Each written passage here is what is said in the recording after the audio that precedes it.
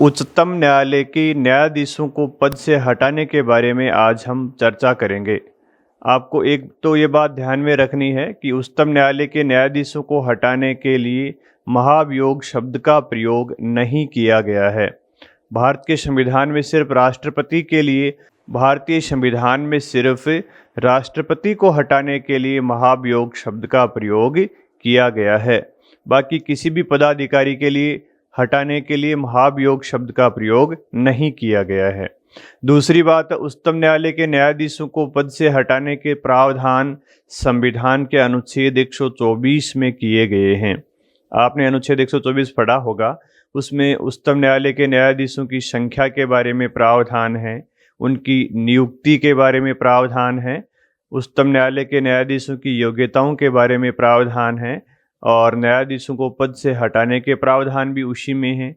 न्यायाधीशों की शपथ के प्रावधान भी उसी में दिए हुए हैं। तो अनुच्छेद 124 में बहुत सारी बातें दी गई हैं। एक प्रमुख बिंदु है न्यायाधीशों को उनके पद से हटाना। तो न्यायाधीशों को पद से हटाने के लिए संविधान में क्या प्रावधान किए गए हैं उनको हम देखेंगे, यानी संवैधानिक प्रावधानों को देखेंगे, और संसद के द्वारा उनको हटाने के लिए कौन सी विधि बनाई गई है, उस विधि में क्या प्रावधान किए गए हैं, और न्यायाधीशों को पद से हटाने के व्यवहारिक उदाहरणों को आज हम समझने का प्रयास करेंगे। तो आज हम इस क्लास में इन 3 बिंदुओं की सहायता से न्यायाधीशों को पद से हटाने के बारे में चर्चा करेंगे। तो सबसे पहले हम देखते हैं न्यायाधीशों को पद से हटाने के संवैधानिक प्रावधान। तो संवैधानिक प्रावधान तो आपको पता है कौन से अनुच्छेद में दिए हुए हैं। अनुच्छेद 124 क्लॉज 4 और अनुच्छेद 124 क्लॉज 5। इसमें न्यायाधीशों को पद से हटाने के आधार दिए गए हैं और कौन से बहुमत से संसद इनको हटाने के लिए प्रस्ताव पारित करेगी उसके बारे में प्रावधान किए गए हैं। तो एक तो ये बात ध्यान में रखनी है कि कौन कौन से अनुच्छेदों में पद से हटाने की बात की गई है। तो ये 2 अनुच्छेद हैं, 124(4) और 124(5). इन दोनों में न्यायाधीशों को अपने पद से हटाने के प्रावधान दिए गए हैं संविधान में। तो लेकिन यहाँ पे विस्तृत प्रक्रिया नहीं दी गई है। सिर्फ न्यायाधीशों को पद से हटाने के क्या दिए गए हैं, आधार दिए गए हैं। अनुच्छेद 124(4) में क्या प्रावधान दिए गए हैं, इसमें 3 प्रावधान दिए गए हैं। एक तो न्यायाधीशों को पद से हटाने के आधार क्या होंगे और संसद के द्वारा कौन से बहुमत से प्रस्ताव पारित किया जाएगा और हटाने के आदेश किसके द्वारा जारी किए जाएंगे। ये 3 बातें अनुच्छेद 124(4) में दी हुई है। तो संविधान में न्यायाधीशों को हटाने के 2 आधार दिए गए हैं। पहला है साबित कदाचार और दूसरा है असमर्थता। पहला आधार है साबित कदाचार। न्यायाधीशों को पद से हटाने का एक क्या आधार है, साबित कदाचार है, और दूसरा आधार है असमर्थता। ये 2 मुख्य आधार दिए गए हैं।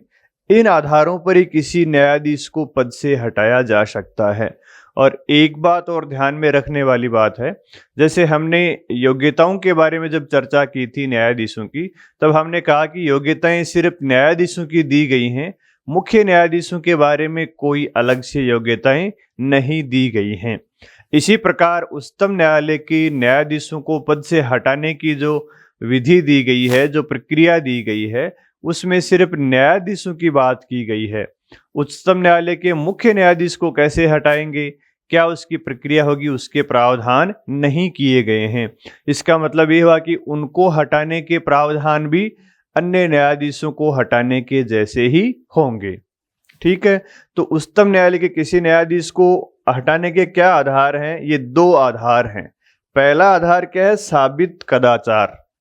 अब सवाल ये है कि साबित कदाचार या प्रूवन मिसबिहेव का मतलब क्या होता है। तो साबित कदाचार में क्या क्या चीज़ें आती हैं। अगर न्यायाधीश के द्वारा कोई भ्रष्टाचार किया जाता है तो साबित कदाचार होता है। न्यायाधीश के द्वारा किसी का यौन शोषण किया जाता है तो वो भी साबित कदाचार में आएगा, और न्यायाधीश के द्वारा अगर अपने कर्तव्यों का पालन नहीं किया जाता है तो वो भी कदाचार के अंतर्गत आएगा। तो मिसबिहेव के अंतर्गत क्या क्या चीजें आएंगी? भ्रष्टाचार इसके अंतर्गत आता है। न्यायाधीश के द्वारा अगर कोई भ्रष्टाचार किया जाता है, किसी का यौन शोषण किया जाता है या अपने कर्तव्यों का पालन नहीं करता है, तो ये सारी चीजें क्या होती हैं? मिसबिहेव के अंतर्गत आती हैं। और दूसरा जो है असमर्थता।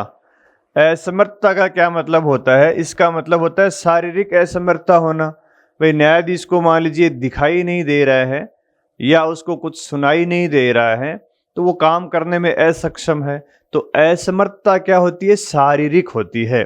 जबकि साबित कदाचार नैतिक भी हो सकता है, कानूनी भी हो सकता है, वैधानिक हो सकता है, लेकिन असमर्थता हमेशा शारीरिक होती है। और शारीरिक असमर्थता का मतलब क्या होता है? इसका मतलब है किसी न्यायाधीश को कम सुनाई देना या सुनाई बिल्कुल नहीं देना, कम सुनना, और या फिर दिखाई नहीं देना, कुछ भी दिखाई नहीं देता है, या फिर वो 5 घंटे तक अपनी सीट पर बैठ नहीं सकता है, बैठने में असमर्थ है, तो वो उसकी क्या है? असमर्थता है। तो मतलब क्या हुआ कि असमर्थता हमेशा शारीरिक ही होती है। दिखाई नहीं देना, सुनाई नहीं देना, बैठने में समस्या होना, तो उस न्यायाधीश को भी अपने पद से हटाया जा सकता है। तो पहली दोनों बातें आपके समझ में आ गई होगी। न्यायाधीशों को हटाने के आधार क्या हैं, इनका मतलब क्या होता है। ठीक है, अब दूसरी बात करते हैं। न्यायाधीशों को पद से हटाने के लिए संसद के दोनों सदनों के द्वारा प्रस्ताव को पारित करवाना पड़ता है। क्या करना पड़ता है? संसद के दोनों सदनों से प्रस्ताव को पारित करवाना पड़ता है।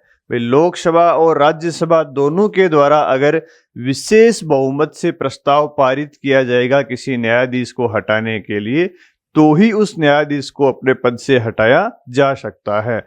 दोनों सदनों से प्रस्ताव तो पारित करवाना पड़ेगा, लेकिन किस बहुमत से? विशेष बहुमत से। तो ये भी आपको याद रखना है कि विशेष बहुमत में क्या चीजें आएंगी। तो पहला है सदन की कुल सदस्य संख्या का बहुमत। सदन की कुल सदस्य संख्या का बहुमत। कुल सदस्य संख्या का बहुमत।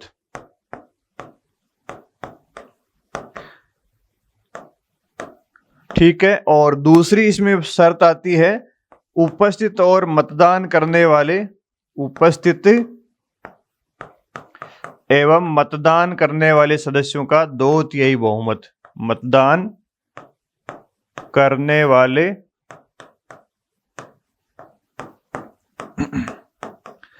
सदस्यों का 2/3 बहुमत।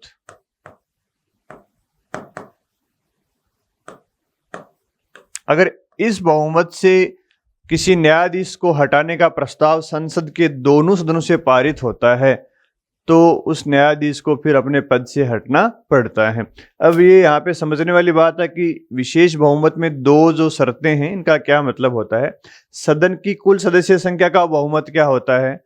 सदन में जितनी कुल सदस्य संख्या है, जैसे लोकसभा है मान लीजिए, तो लोकसभा की कुल सदस्य संख्या 543 है। अब 543 का बहुमत निकालना है। एक तो है ना, सदन की कुल सदस्य संख्या 543 है, इसका बहुमत है, तो 543 को आधा कर लेंगे और आधे में 1 जोड़ देंगे, वो हो गया इसका कुल सदस्य संख्या का बहुमत। तो इसमें आधा करने का मतलब 2 का भाग देंगे, और 2 का भाग देंगे, जितनी संख्या आएगी उसमें 1 जोड़ देंगे, तो कितना आता है? 272 आता है। इसी प्रकार राज्यसभा है, राज्यसभा में मान लीजिए 245 सदस्य हैं, तो 245 में 2 का भाग देंगे और उसमें फिर 1 जोड़ देंगे, यानी आधा में 1 जोड़ देंगे, वो क्या आता है? कुल सदस्य संख्या का बहुमत आता है। कुल सदस्य संख्या का बहुमत निकालते हैं। दूसरी बात है उपस्थित और मतदान करने वाले सदस्यों का 2/3 बहुमत। यहाँ पे उपस्थित और मतदान का क्या अर्थ है और उन सदस्यों का 2/3 बहुमत का क्या अर्थ है। तो पहली बात तो अपन ये समझते हैं उपस्थित और मतदान क्यों लिखा हुआ है, क्योंकि जो मतदान करेगा वो उपस्थित तो होगा ही होगा। तो संसद में जब किसी विषय पर मतदान होता है ना, तो उसकी एक प्रक्रिया होती है, और उस पूरी प्रक्रिया में अगर कोई व्यक्ति उपस्थित रहता है तो ही वो व्यक्ति संसद में मतदान कर सकता है।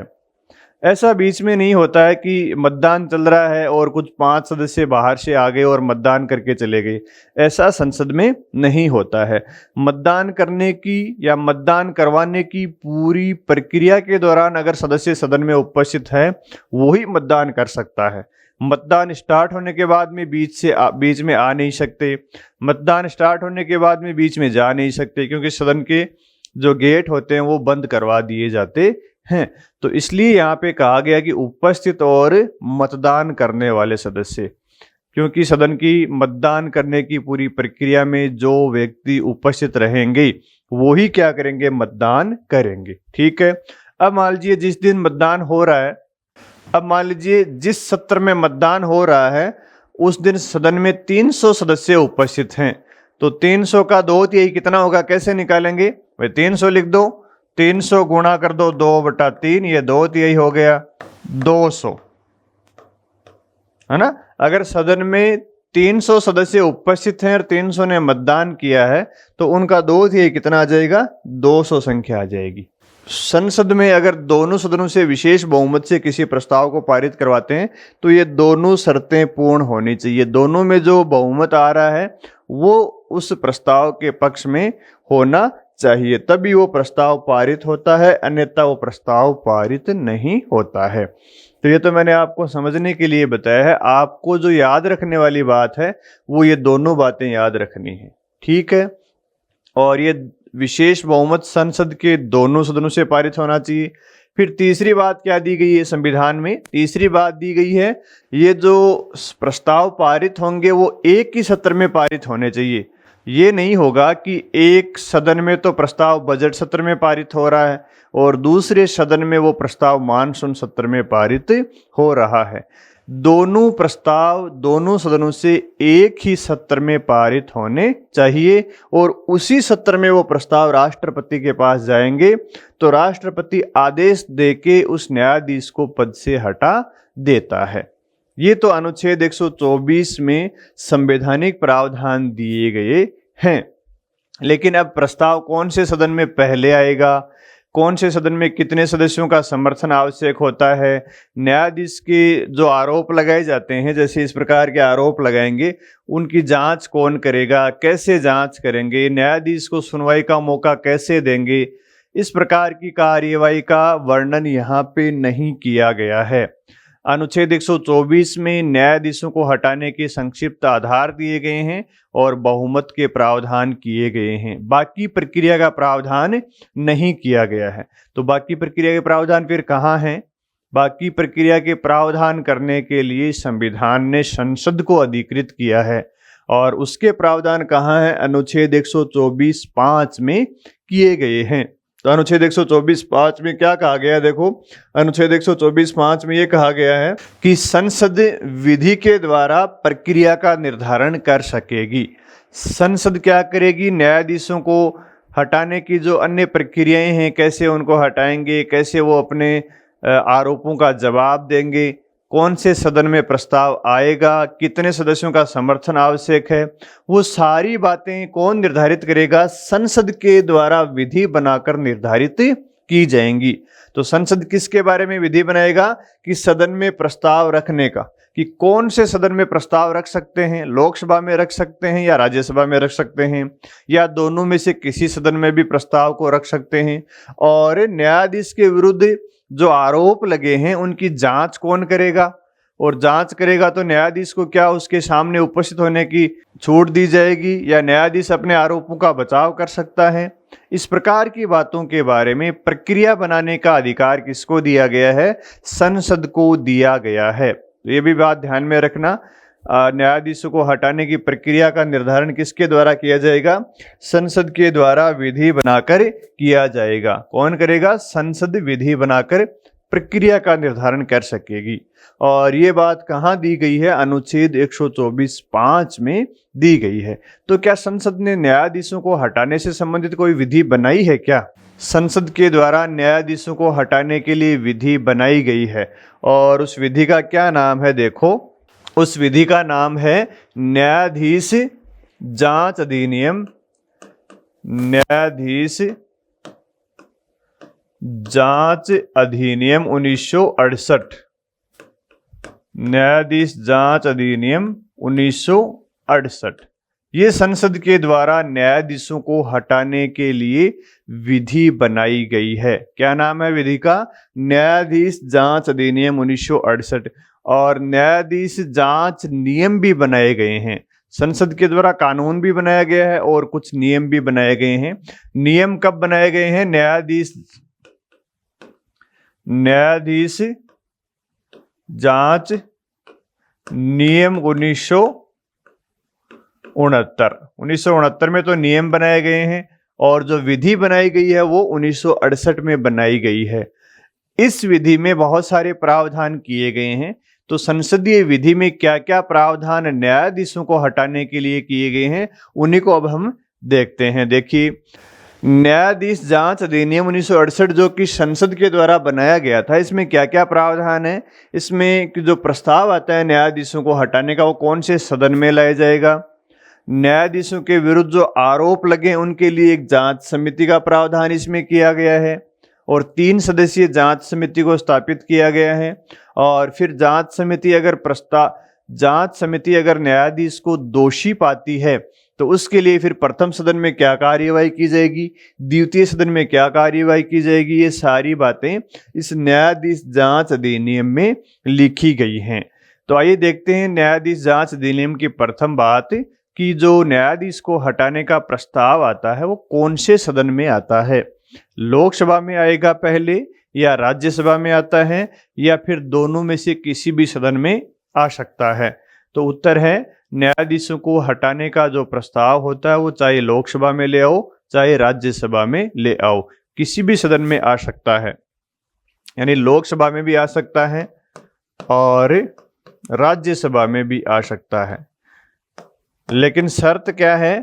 अगर लोकसभा में प्रस्ताव लाया जा रहा है तो लोकसभा के 100 सदस्यों का समर्थन आवश्यक होता है, और अगर न्यायाधीशों को हटाने का प्रस्ताव राज्यसभा में ला रहा है तो राज्यसभा के 50 सदस्यों का समर्थन आवश्यक होता है।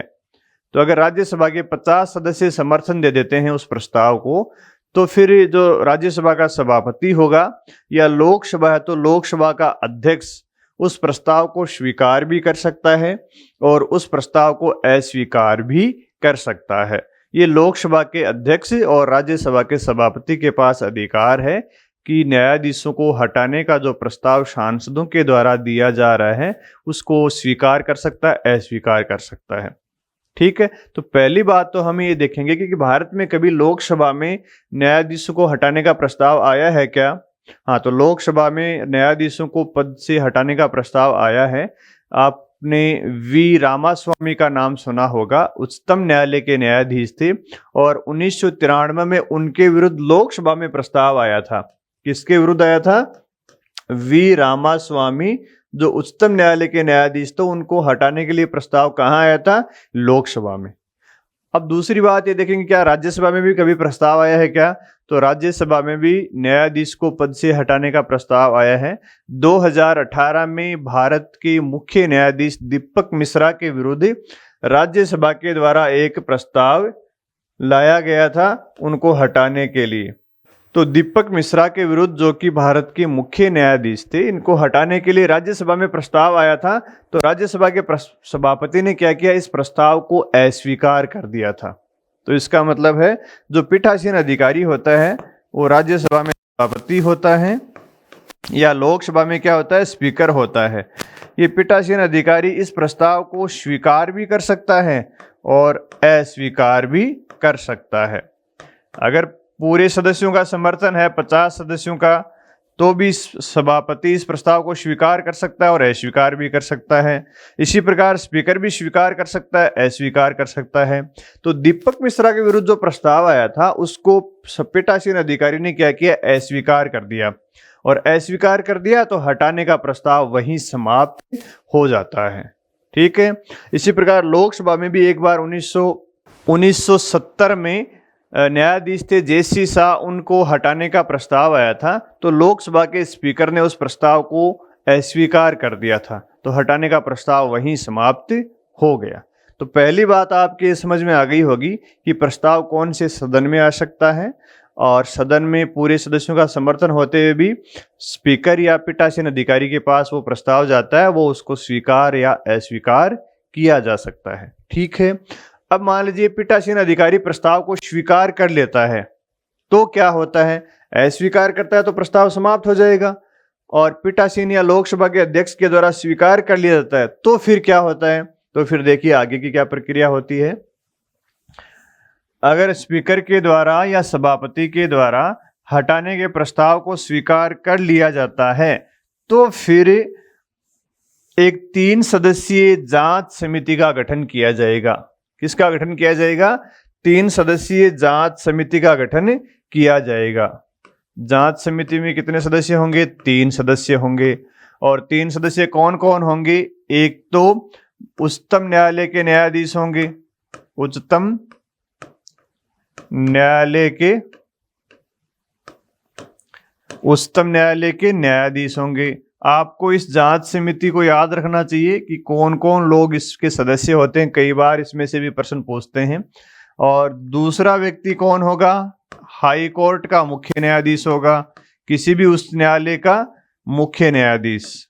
HC का मतलब हाई कोर्ट या उच्च न्यायालय, मुख्य न्यायाधीश होंगे, हाई कोर्ट के मुख्य न्यायाधीश होंगे।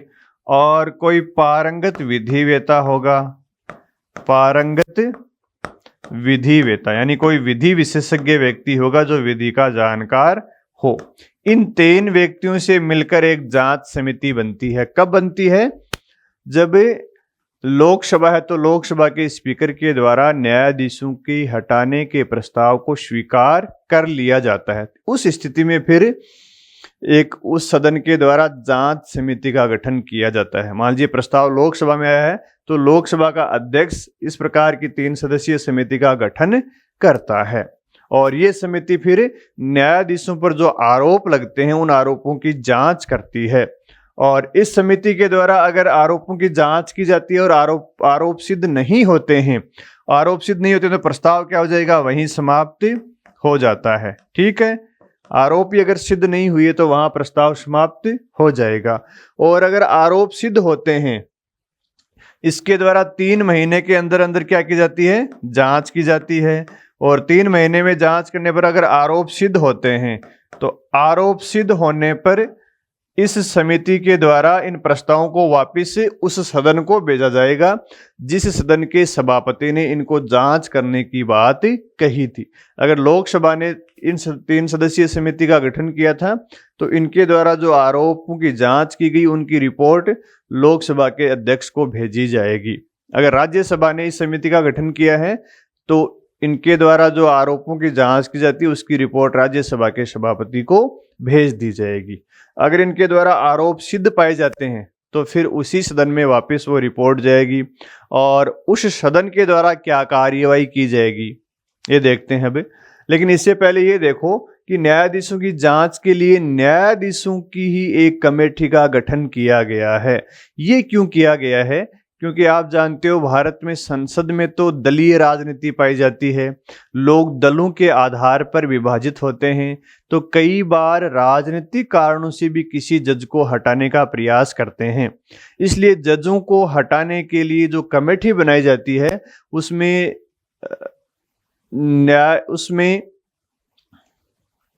न्यायपालिका से जुड़े हुए लोग ही शामिल किए जाते हैं ताकि जो जांच हो वो जांच निष्पक्ष रूप से की जा सके। भाई राजनीतिक दल के लोग जांच करेंगे तो वो तो दलों के हिसाब से करते हैं, वहां पे निष्पक्षता की उम्मीद नहीं की जाती। इसलिए इनकी जांच के लिए भी न्यायपालिका के लोगों को ही लिया गया है। ठीक है, यहां तक बात समझ में आ गई। अब देखिए, अगर इनके द्वारा आरोप सिद्ध पाए जाते हैं तो फिर रिपोर्ट कहां जाती है? उसी सदन में जाती है जिस सदन के द्वारा इस जांच समिति का गठन किया गया था। आपको जांच समिति में कौन कौन लोग शामिल है ये पक्का याद होना चाहिए क्योंकि इसके बारे में कई बार क्वेश्चन आते हैं।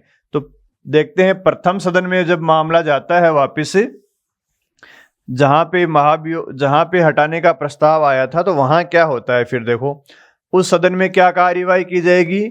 इस सदन के द्वारा न्यायाधीश को जिसके विरुद्ध हटाने का प्रस्ताव आया है उसको आरोप पत्र दिया जाएगा, उस न्यायाधीश को क्या दिया जाएगा, आरोप पत्र दिया जाएगा, ताकि वो न्यायाधीश अपना बचाव कर सके और उस न्यायाधीश को अपने बचाव करने के लिए अवसर प्रदान किया जाएगा।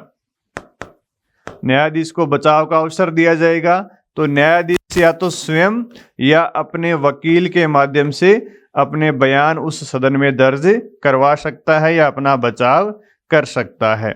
और जब उसके द्वारा अपना बचाव के लिए बयान दर्ज करवाए जाते हैं या अपने वकील को भेजता है और अपने बयानों को वो लिखित रूप में बाद में उस सदन को भेज देता है, तो उनके आधार पर फिर बाद में इस सदन में न्यायाधीश पर जो आरोप लगे हैं, जो बचाव किया, उस पर चर्चा होगी और चर्चा के बाद में क्या होगा, मतदान होता है। और मतदान होता है तो यहाँ पे मतदान विशेष बहुमत से पारित होना चाहिए। जो मतदान होता है उसमें वो प्रस्ताव विशेष बहुमत से पारित होना चाहिए, जिसकी हमने पिछली स्लाइड में बात की थी, यानी कुल सदस्य संख्या का बहुमत और उपस्थित तथा मतदान करने वाले सदस्यों के 2/3 बहुमत से ये प्रस्ताव पारित होना चाहिए। उस सदन में वो प्रस्ताव पारित हो जाता है तो फिर वो प्रस्ताव द्वितीय सदन में जाता है। अगर इस सदन में प्रस्ताव पारित नहीं होता है तो ये प्रस्ताव वहीं समाप्त हो जाता है। जैसे जस्टिस रामास्वामी के मामले में हुआ था, लोकसभा में हटाने का प्रस्ताव आया था, उनको जांच समिति ने दोषी भी पाया था।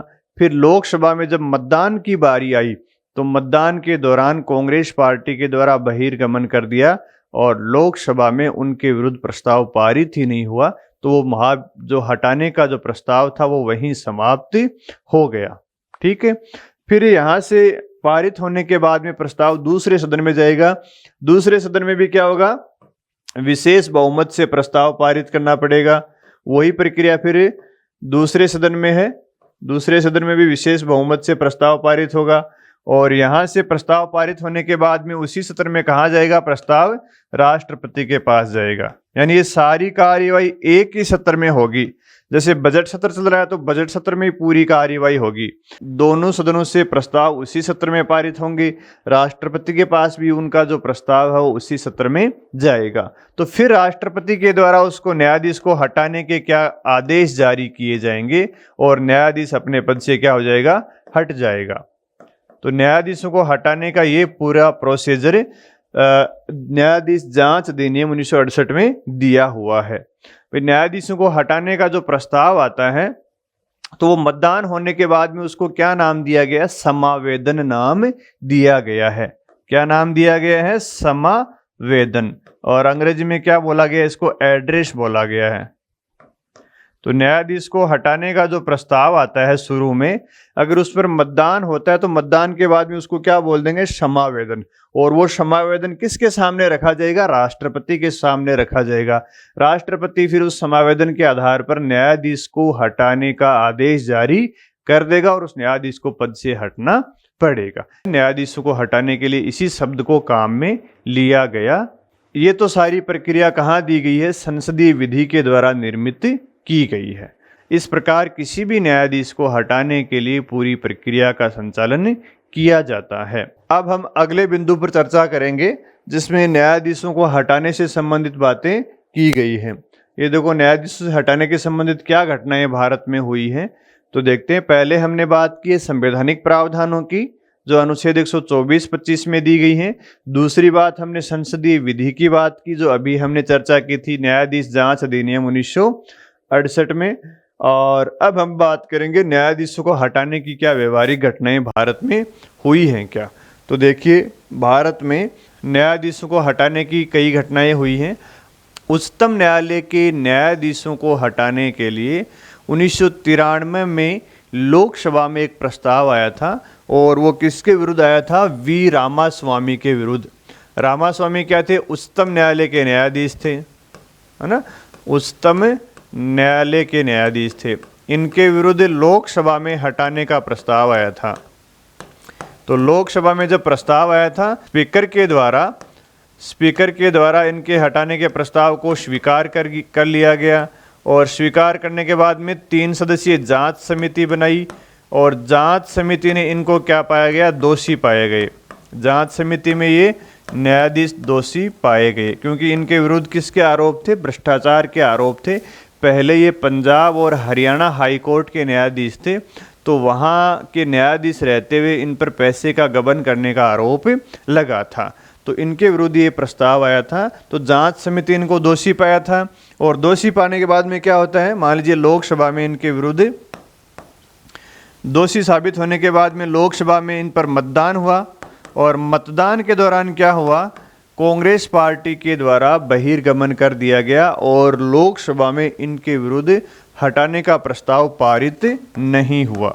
तो जब इनके हटाने का प्रस्ताव पारित नहीं हुआ तो इनके हटाने का प्रस्ताव वहीं समाप्त हो गया।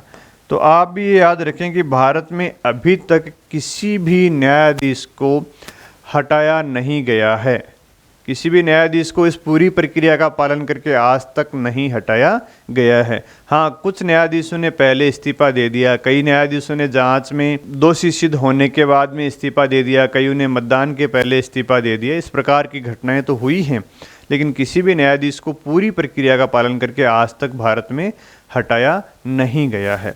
तो रामास्वामी के विरुद्ध प्रस्ताव आया, लोकसभा में पारित ही नहीं हुआ, तो इनके विरुद्ध इनको भी अपने पद से नहीं हटाया गया था। तो पहला केस तो ये था 1993 का केस। रामास्वामी का जो मामला था ये कब का था? 1993 का मामला था। लोकसभा में इनके विरुद्ध प्रस्ताव पारित नहीं हो सका। हालांकि जांच में ये दोषी पाए गए थे, लोकसभा में प्रस्ताव पारित नहीं होने के कारण इनको हटाने का प्रस्ताव वहीं समाप्त हो गया। फिर दूसरा जो उदाहरण आता है, प्रमुख उदाहरण आता है, वो भारत के मुख्य न्यायाधीश के विरुद्ध का मामला है। और 2018 की बात है, भारत के मुख्य न्यायाधीश थे दीपक मिश्रा। ये कब की बात है? 2018 की, और ये 1993 की। तो दीपक मिश्रा के विरुद्ध राज्यसभा में प्रस्ताव आया था, और दीपक मिश्रा के विरुद्ध भी भ्रष्टाचार के आरोप लगे थे कि इन्होंने वकील रहते हुए कोई ज़मीन हड़प ली थी। बाद में जब सुप्रीम कोर्ट के न्यायाधीश बने तो इन्होंने ज़मीन वापस सरेंडर कर दी, और इन पर आरोप थे कि ये सरकार का पक्ष ले रहे हैं और विशेष मुकदमों को विशेष न्यायाधीशों को सौंप रहे हैं। यानी जो रोस्टर का प्रयोग करता है न्यायाधीश, उसमें ये मनमानी कर रहे हैं, सरकार का पक्ष लेके सरकार के फेवर में जो जज हैं उनको ये सुनवाई के लिए दे रहे हैं। क्योंकि सुप्रीम कोर्ट में जो भी मामले आते हैं तो उनके लिए बेंच का गठन करना और कौन सी बेंच कौन से मामले की सुनवाई करेगी, इस बात का निर्णय चीफ जस्टिस ऑफ इंडिया करते हैं। चीफ जस्टिस ऑफ इंडिया के बारे में हमने आपको बताया कि इनके पास प्रशासनिक शक्ति होती है। तो यही प्रशासनिक शक्ति होती है कि कौन सा मामला कौन सा न्यायाधीश सुनेगा, कौन से मामले के लिए कौन सी बेंच का गठन किया जाएगा, उसको क्या बोलते हैं? रोस्टर बोलते हैं। तो रोस्टर का गठन चीफ जस्टिस के द्वारा ही किया जाता है। उस रोस्टर का प्रयोग करते समय मुख्य न्यायाधीश पर पक्षपात करने का आरोप इस हटाने के प्रस्ताव में लगाए गए थे। भाई, मुख्य न्यायाधीश के निर्णय और अन्य न्यायाधीशों के निर्णयों का महत्व तो समान ही होता है। मुख्य न्यायाधीश के पास सिर्फ एक प्रशासनिक शक्ति ज़्यादा होती है, जिसमें वो रोस्टर का गठन करता है, बेंच का गठन करता है और उच्चतम न्यायालय के जो कर्मचारी होते हैं उनकी नियुक्ति करता है। इस प्रकार की प्रशासनिक शक्ति इसके पास ज़्यादा होती है। तो उस प्रशासनिक शक्ति में पक्षपात करने के आरोप दीपक मिश्रा पर राज्यसभा के सांसदों ने लगाए थे, और राज्यसभा के सांसदों के द्वारा हटाने का प्रस्ताव राज्यसभा में 2018 में लाया गया था। तो जब प्रस्ताव लाया गया था तो उनके पास 64 सदस्य थे, यानी 50 सदस्यों से ज़्यादा सदस्य थे, लेकिन राज्यसभा के सभापति ने उस प्रस्ताव को अस्वीकार कर दिया। राज्यसभा के सभापति उस समय थे वेंकैया नायडू। वेंकैया नायडू उन्होंने क्या किया? इस प्रस्ताव को अस्वीकार कर दिया। दीपक मिश्रा को, जो भारत के मुख्य न्यायाधीश थे, उनको हटाने का जो प्रस्ताव राज्यसभा में आया तो राज्यसभा के सभापति ने उस प्रस्ताव को अस्वीकार कर दिया। क्योंकि पहले भी ऐसा हुआ है, लोकसभा में भी हुआ है और राज्यसभा में सभापति ने इसको अस्वीकार किया। तो अस्वीकार कर दिया तो विपक्ष के सदस्य कहाँ चले गए? सुप्रीम कोर्ट चले गए। तो सुप्रीम कोर्ट में उन्होंने क्या की? याचिका लगाई, और सुप्रीम कोर्ट ने भी इस याचिका को क्या कर दिया? खारिज कर दिया। तो इस प्रकार भारत के मुख्य न्यायाधीश को हटाने का जो प्रस्ताव 2018 में आया था वो वहीं समाप्त हो गया, आगे उसमें कोई कार्यवाही नहीं हुई। तो ये दोनों तो मामले कहाँ के थे? ये दोनों तो मामले उच्चतम न्यायालय के थे, और 2-3 मामले ऐसे हैं जो उच्च न्यायालय के न्यायाधीशों को हटाने से संबंधित हैं। उच्चतम न्यायालय के न्यायाधीशों को हटाने के ये 2 ही मामले अभी तक आए हैं। एक हमने आपको पहले बताया था 1970 में जेसी शाह के विरुद्ध लोकसभा में हटाने का प्रस्ताव आया था। उस समय लोकसभा के स्पीकर ने उनके प्रस्ताव को अस्वीकार कर दिया, तो उनका प्रस्ताव वहीं गिर गया था। तो यही मामले उच्चतम न्यायालय के थे। बाकी ये सौमित्र सेन, पीडी दिनाकरन, एस.के. गेंगले, इनके मामले ये सभी हाई कोर्ट के न्यायाधीश हैं, और इनको हटाने के प्रस्ताव भी लोकसभा और राज्यसभा में समय समय पर आए थे। इनको भी थोड़ा सा देख लेते हैं 2 मिनट में। सौमित्र सेन का मामला आया था 2011 में। सौमित्र सेन कलकत्ता हाई कोर्ट के जज थे। कहाँ के जज थे?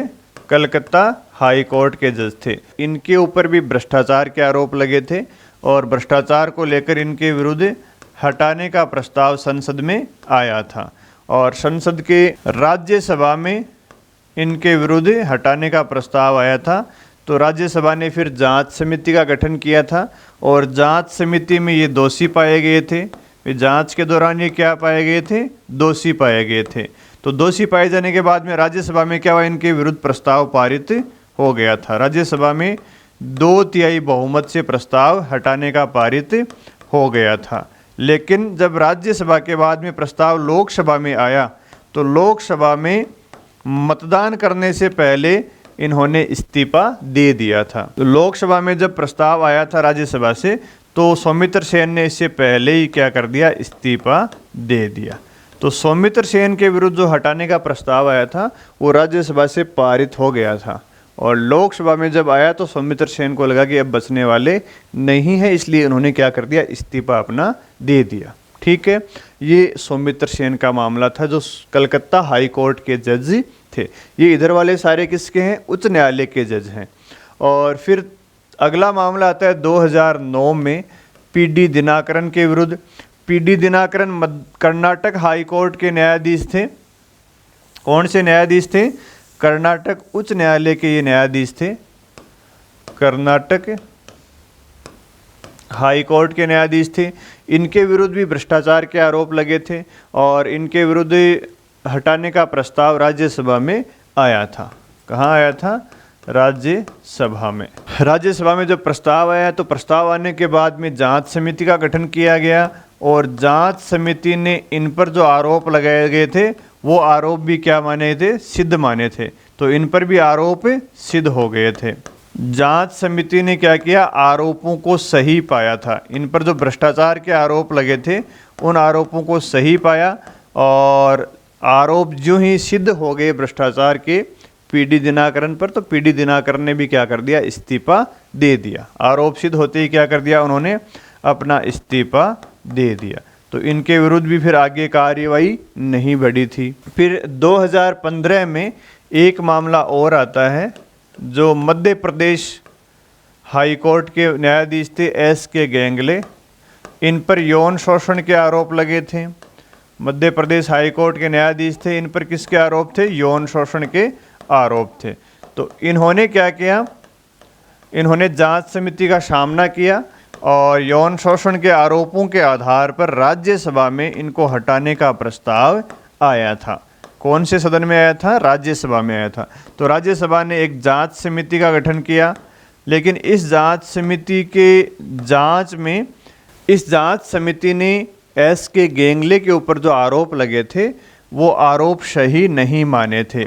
यानी इन पर जो आरोप थे वो आरोप साबित नहीं हुए, और जब आरोप साबित नहीं हुए तो जो राज्यसभा में हटाने का प्रस्ताव आया था वो प्रस्ताव समाप्त हो गया।